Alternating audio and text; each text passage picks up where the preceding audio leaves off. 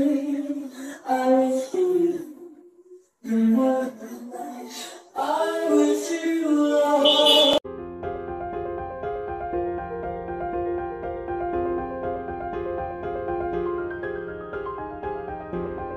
Hello at welcome back sa aking channel.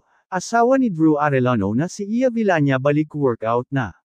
Si Iya Villania ay isang inspirasyon sa maraming mga nanay, at kamakailan lang, ibinahagi niya ang kanyang pagbabalik sa workout matapos ang 2 linggong pagkakasakit.